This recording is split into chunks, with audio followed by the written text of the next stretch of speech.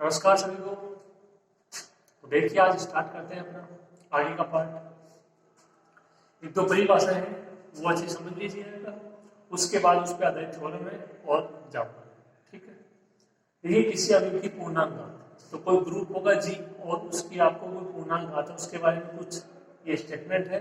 Simple simple है, आपके पहले भी पढ़े हुए थे। यदि जी स्टार क्या ग्रुप है तथा A belongs to G, A belongs to G मतलब ए है वो जी का क्या है, कोई अवयव है, तब ए की पावर 0 इज इक्वल टू ई।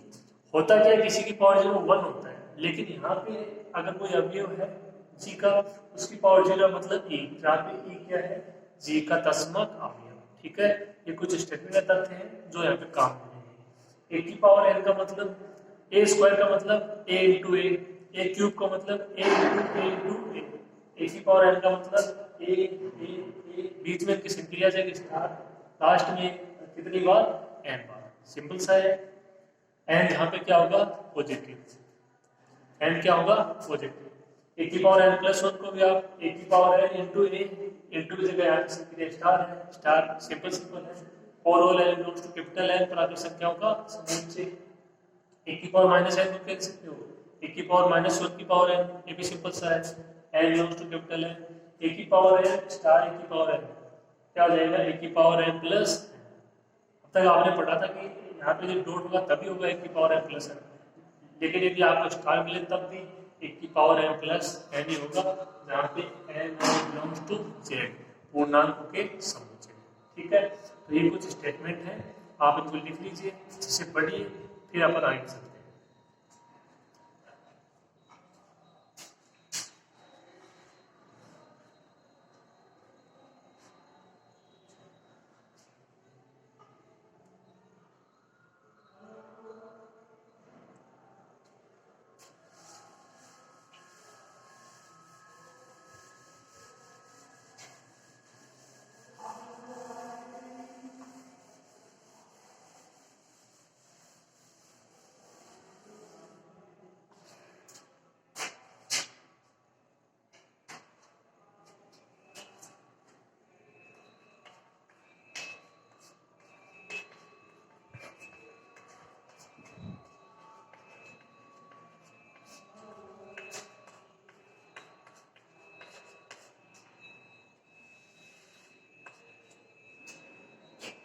अगली परिभाषा है ग्रुप के किसी अवयव की कोटि। जी कोई ग्रुप होगा, उसका कोई एक अवयव ले लेना है ए, और उसकी कोटि आप किस प्रकार ज्ञात करोगे, उसकी परिभाषा है, ध्यान से आप समझिएगा। जी है वो कोई ग्रुप है, स्मॉल ए है वो जी का कोई अवयव है, एन है वो क्या है, एन है छोटे से छोटा धनात्मक पूर्णांक। एन क्या है, छोटे से छोटा धनात्मक पूर्णांक, हो सके उतने आप उसको क्या लोगे, छोटा लोगे, और वो लोगे किसमें, प्लस में लोगे। ठीक है, तब उसका अस्तित्व इस प्रकार होगी, ये इंपॉर्टेंट है, इसकी परिभाषा है। उसका अस्तित्व इस प्रकार होगी, ए की power N is equal to E, A की power N is equal to E. A इसका अवयव, एन का आपको ना पता लगाना है, अगर बराबर में क्या होना चाहिए, तस्मक अवयव। अभी एग्जांपल करेंगे, समझ में आ जाएगा। पहले आप इसकी परिभाषा को समझने की कोशिश कीजिए। ए को जी का अवयव है, एन वो छोटे छोटा कोई धनात्मक पूर्णांक है, और उसका अस्तित्व इस प्रकार होना चाहिए, क्या होना चाहिए, ए की power N is equal to E. यदि A square is equal to आ रहा है, ए की क्यूब ई आ रहा है, तब देखिए क्या होगा, तब एन को क्या बोलोगे,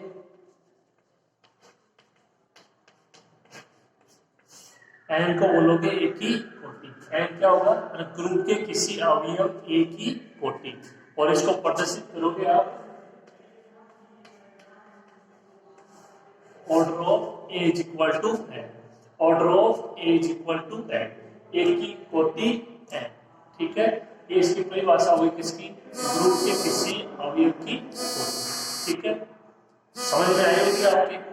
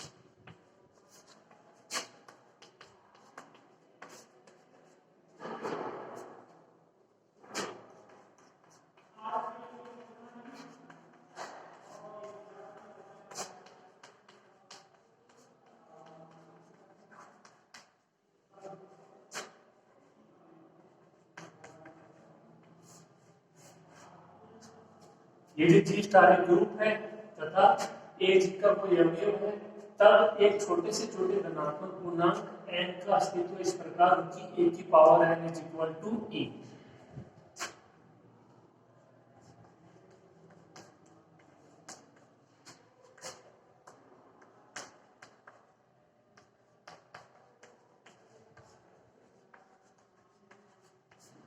जहां e क्या होगा, g का तत्समक अवयव।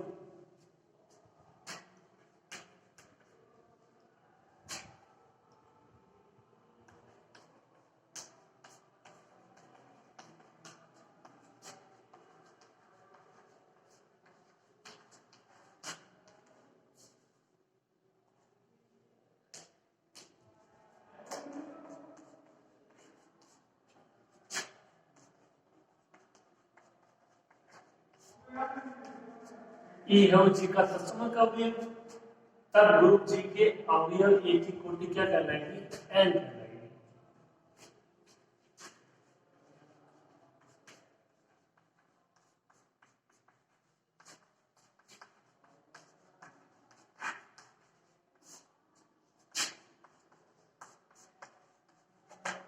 इसे order of A is equal to N से प्रदर्शित करते हैं। ठीक है, तो ये बड़ी भाषा हो गई ग्रुप की किसी अवयव की कोटि। सिंपल सी डेफिनेशन है, इतना सा आपको ध्यान रखना है। ए क्या है, एन क्या है, ई क्या है, इनका आपको सभी पता होना चाहिए। ए अवयव है, एन कोटि हो जाएगी, ई हो जी का तत्समक अवयव। इसको लिख लीजिए, फिर आगे एग्जाम्पल करते हैं।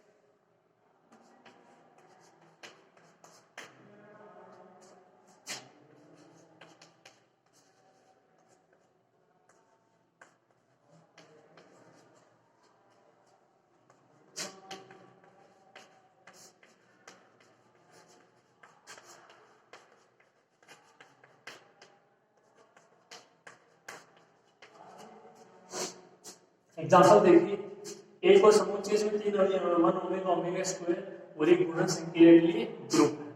तो ये आपको मैं प्रूव करवा चुका हूँ कि ये समुच्चय में गुणन संख्या के लिए ग्रुप है। पहला एग्जाम्पल अपना यही था, स्टार्टिंग क्लास में आप देख सकते हो।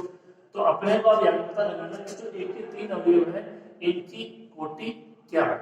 ठीक है, तो देखिए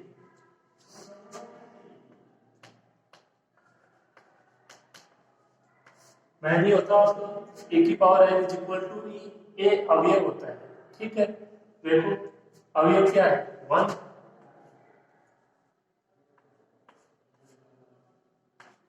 इसकी घात पता लगानी है, बराबर में ई। तो यहाँ पे इस समुच्चय ए का गुणन संख्या के लिए तत्समक अवयव था 1। आप देख सकते हो वहां पे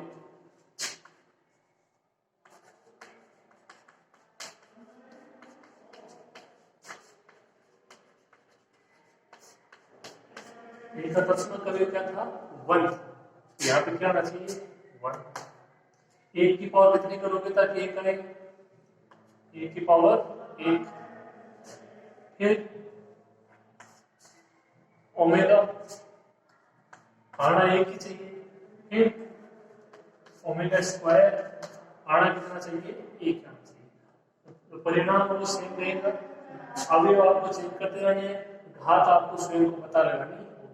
तो ओमेगा की पावर कितनी करेंगे, एक आएगा, ओमेगा क्यूब। ओमेगा स्क्वायर की पावर कितनी करेंगे, 3। ओमेगा की पावर 6, उसको कह सकते हो ओमेगा क्यूब का स्क्वायर, एक का square 8।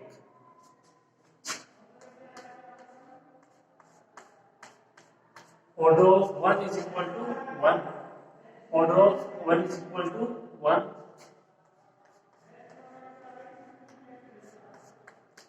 Order of omega is equal to 3। Order of omega square is equal to 3। एक की कोटि एक, ओमेगा की कोटि 3, ओमेगा स्क्वायर की कोटि 3। ठीक है, तो ये सिंपल सी परिभाषा है और ये उसका एक छोटा सा एग्जांपल। अब अपन करते हैं थ्योरम स्टार्ट। तो ये आपको समझ में आ गया होगा। ठीक है, आप इसको लिख लीजिए।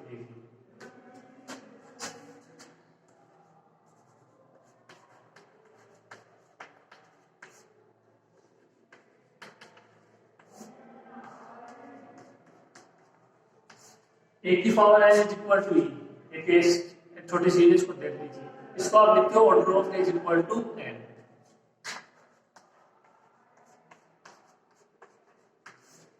ये आपको कहीं कहीं ऐसा भी लिखा हुआ मिलेगा, ये इसी की परिभाषा के अंतर्गत है।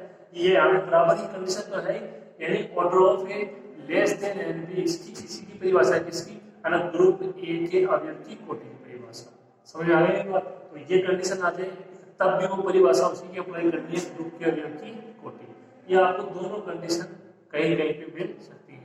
कहीं पे बराबर वाली मिलेगी तो इसमें बराबर वाली भी इंक्लूड है, और कहीं पे order of A less than N भी मिल सकता है। ठीक है, तो इसकी परिभाषा एग्जांपल आप लिखिए, फिर अपन थ्योरम स्टार्ट करते हैं।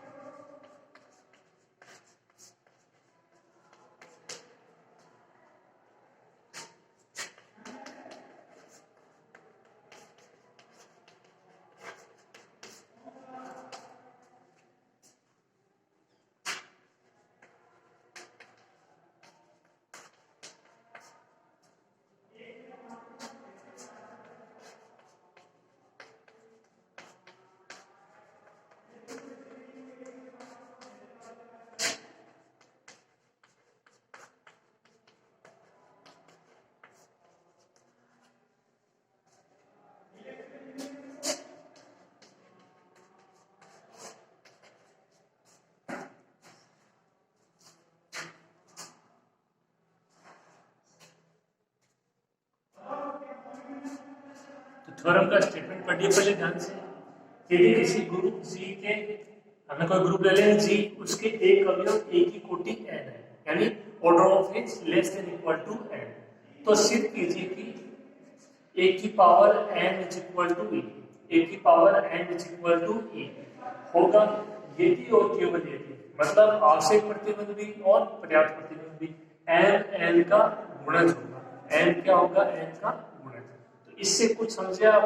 n का गुणज, इसका सिंपल सा अर्थ ये है कि n का मान है वो इस प्रकार प्राप्त होगा, n को आप किसी से मल्टीप्लाई करोगे, ठीक है, और वो कोई भी संख्या हो सकती है। n का गुणज है, मतलब n का मान आपको न तब प्राप्त होगा जब आप n को किसी न किसी से मल्टीप्लाई करोगे। ठीक है, इसका मतलब n का मान है वो n से क्या होगा? बड़ा होगा। ठीक है, देखिए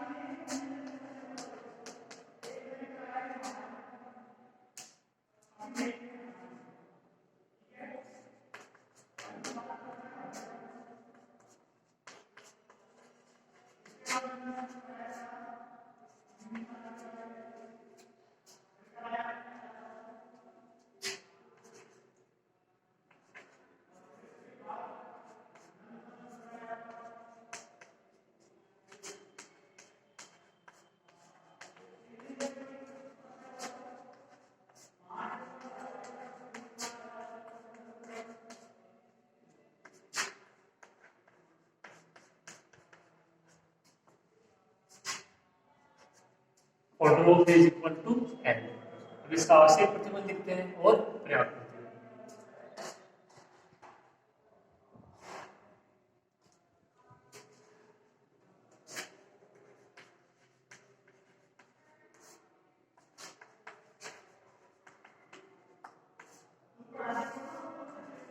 आवश्यक प्रतिबंध में क्या लेके चलेंगे, एक की power N is equal to E. Proof क्या करेंगे, एम एन का गुणज है।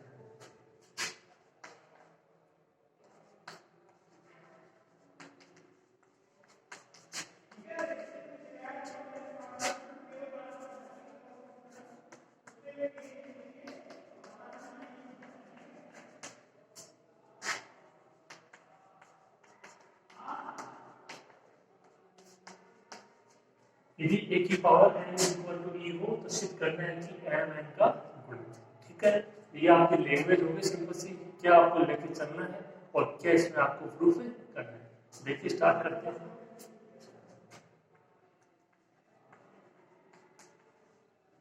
ए की power N is equal to E. ठीक है, तो ए की power N is equal to E था, तो आपने लिखा order of A is equal to N या order of A less than equal to N.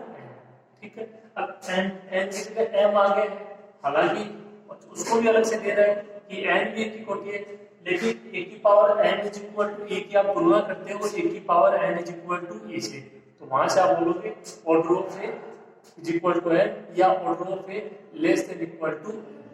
ठीक है,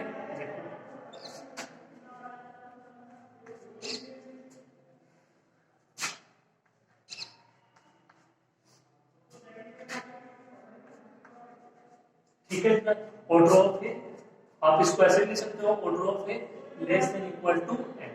ठीक है,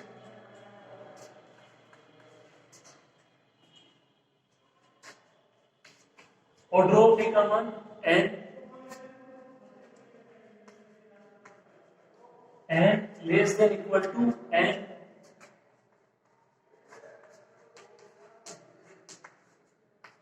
समीकरण एक से, या इसको क्या लिख सकते हो,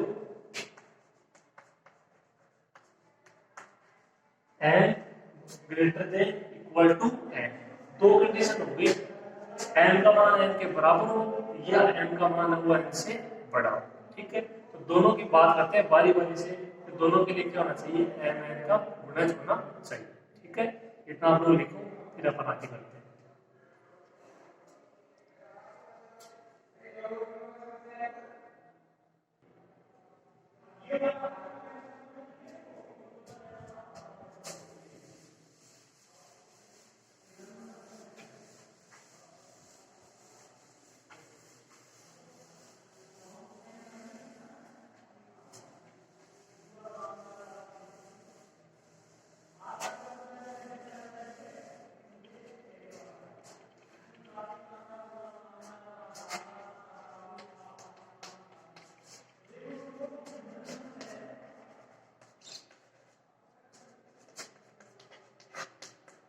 यदि n is equal to n हो तो ए की पावर m था, उसका मान था e, ये था, यहां से क्या हो जाएगा,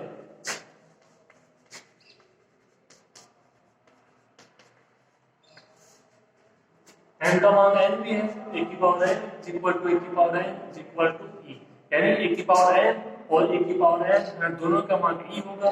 ए की power n is equal to A की पावर n, m बराबर n या m बराबर n इंटू 1, तो n क्या हो जाएगा, n का गुणज हो जाएगा।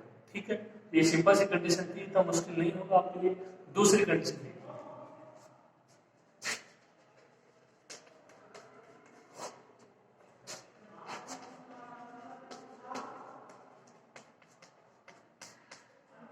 यदि n का मान है वो n से बड़ा हो तब, तो n का मान अब आप इस प्रकार से लिखोगे कि यदि आप उसको हल करो, ठीक है, यहाँ पे n का मान कुछ इस प्रकार से अपन लिखेंगे कि उसको हल करेंगे तो n का मान है वो n से क्या होना चाहिए, बड़ा होना चाहिए। देखिए फिर किस प्रकार लिखते हैं।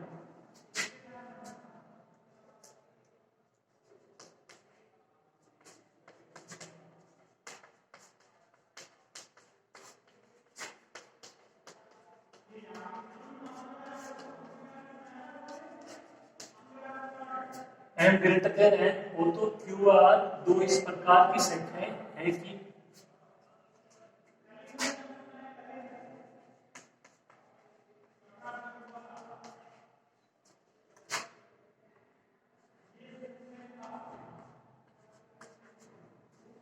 एन बराबर एन क्यू प्लस आर, जहां पे आर का मान 0 के बराबर, 0 से बड़ा और एन से छोटा। एन क्या है? आपके ए की कोटि, ठीक है। एन बिलोंग्स टू कैपिटल है, वहां से 1 2 3 कुछ भी हो सकता है। आर का मान 0 के बराबर, 0 से बड़ा, एन से छोटा। अब यहां से आप देख लीजिए, यहां से आप रखते हो आर बराबर 0, ठीक है, और एन इंटू क्यू, क्यू को संख्या इस प्रकार की पूर्णांक संख्या है, ठीक है। तो मान लो यहाँ पे एन का मान आप रखते हो 2, ठीक है, और यहाँ पे जो क्यू है उसका मान भी आप हर कुछ में अप्लाई कर सकते हो, 2 1 2 3 4 इस तरीके से। बात समझ में आ रही है ना? यदि मान लो आप यहाँ से इसका मान रखते हो 2, इसका भी 2 रख दिया, तो मान कितना हो गया? 4। एन का मान रखा 2, एन का 4 आ गया। इस तरीके से आप कोई भी संख्या अप्लाई कर सकते हो, और उसके लिए N is equal to N Q plus R है, वो इस कंडीशन को क्या करेगा? सेटिस्फाई करेगा। समझ में आ गई मेरी बात? आपको यहाँ पे कुछ इस प्रकार से मान रखने हैं, एन का मान हो छोटा और एन का मान हो बड़ा। आप कोई भी अपनी तरफ से एग्जाम्पल इसमें रख के देख सकते हो, ठीक है। एन का मान रख लीजिए, क्यू का मान रख लीजिए, इनका दोनों का मल्टीप्लाई होगा, तो सिंपल सी बात है कि वो मान एन से बड़ा ही होगा, ठीक है। 2 इंटू 3, 3 इंटू 5, एन का मान 15 जाएगा, ठीक है। इस तरीके से आप अपनी तरफ से कुछ भी मान रख लीजिए। N is equal to N Q plus R है, वो एन ग्रेटर देन एन की कंडीशन को सेटिस्फाई करता है, ठीक है। आगे देखिए,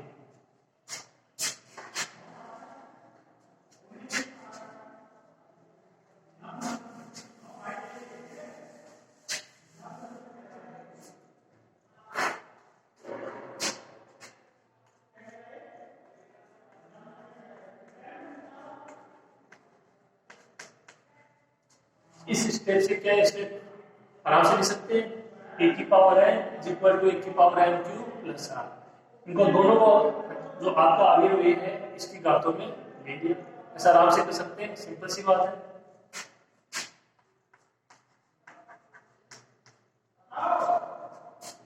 इसको क्या लिख सकते हो?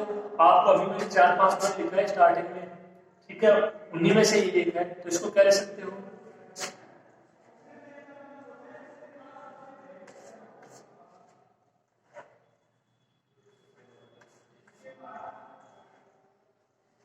ए की पावर एन क्यू इंटू ए की पावर आर। यहाँ पे देखो कोई संख्या तो आपको दे दी गई है, तो चाहो तो आप यहाँ पे स्टार लिख भी सकते हो, चाहे तो यहाँ पे डॉट भी लिख सकते हो, क्योंकि यहाँ पे अपने को स्पष्ट रूप से कोई संख्या इसमें नहीं दी गई है। तो आप सिंपल रूप में जो आप पहले से जानते हो, ए की power N Q plus R कह सकते हो, ए की power N Q dot A की पावर आर, ठीक है।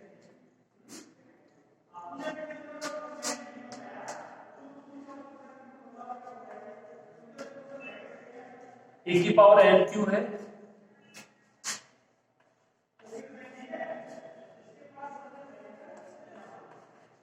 ए की पावर एन क्यू क्या ले सकते हो? ए की पावर एन और उसकी पावर, बात है ये आएगा वापस, ए की पावर एन इंटू ए की पावर आर। ए की पावर एन का मान ई,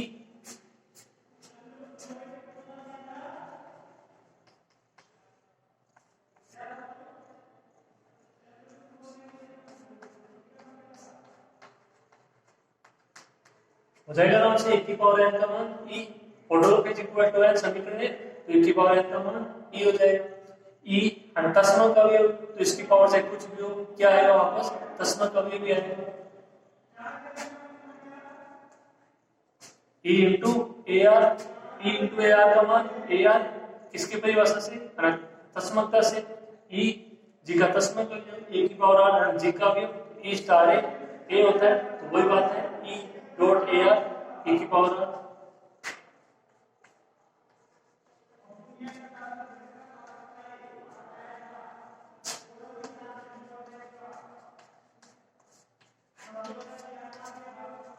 ए की पावर एन का मान आपको इसमें, आप इसमें लेके चल रहे हो कि ए की power N is equal to E है, तो क्या हो जाएगा?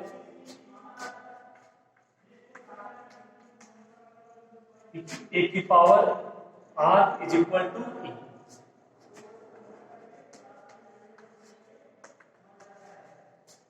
ए की power R is equal to, अब इसकी आप तुलना कीजिए जो आपको मैंने पहला, अभी जो चार पार्ट कैसे उसमें पहला पार्ट ए की power 0 is equal to E, E क्या है जी का तस्म, ए की power R is equal to E, इसका मतलब आर का मान क्या हो जाएगा 0 हो जाएगा, इसका मतलब आर का मान क्या हो जाएगा 0 हो जाएगा।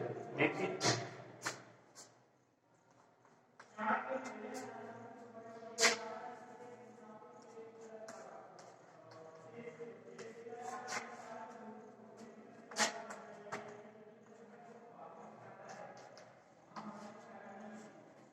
यहाँ से आर का मान 0, क्योंकि जो ए की पावर होता है 0 उसका मान होता है, इसका मतलब आर का मान कितना है 0। ठीक है, इसको लिख दीजिए समीकरण 2। आर का मान कहाँ रखोगे, समीकरण 2 में रखते हैं।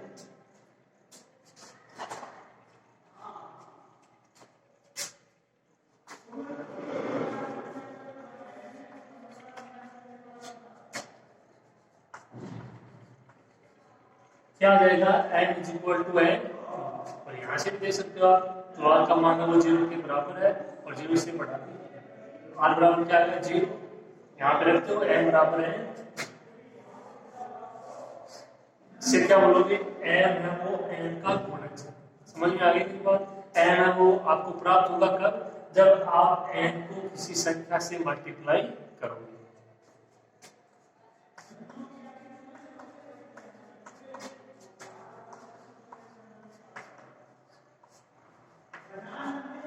m है वो क्या है n का गुणज, m is equal to n। ठीक है, ये है इसका आवश्यक प्रतिबंध, तो कोई ज्यादा इसमें मुश्किल आपकी होगी नहीं। जो दूसरा पार्ट है इसका m ग्रेटर देन n, इसके लिए आपको सोचना होगा, इसके बाद आगे का ये प्रोसेस पढ़ना, आप इसको लिखिए फिर इसका प्रयास प्रतिबंध करते हैं।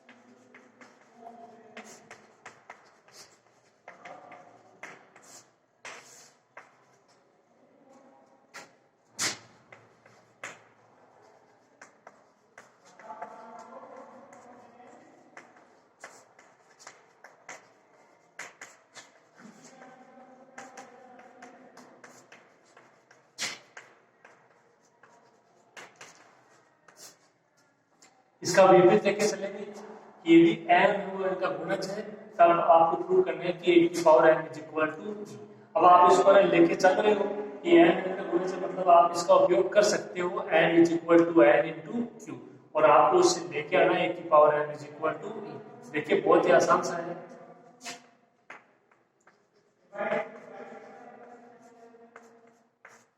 किया आपने n is equal to n। अब आपको थोड़ा सा सोच लीजिए कि n is equal to n cube, वहां से लेके आना है a की power n is equal to a की पावर सॉरी e। ठीक है, तो n से a की पावर n कैसे बनेगा, इसकी आपको ना दोनों तरफ इसमें घात मिल लेना है, एक ही घात में। ठीक है,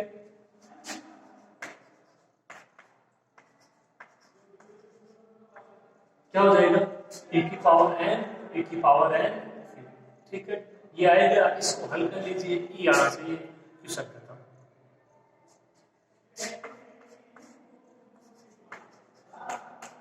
इसको क्या कह सकते हो a की पावर n इंटू क्यू को, a की पावर n और उसकी पावर q,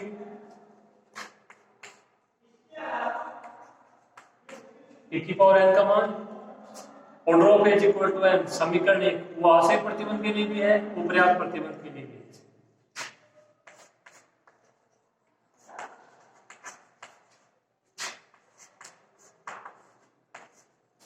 ए की पावर n का मान e और e की पावर q उसका मान e।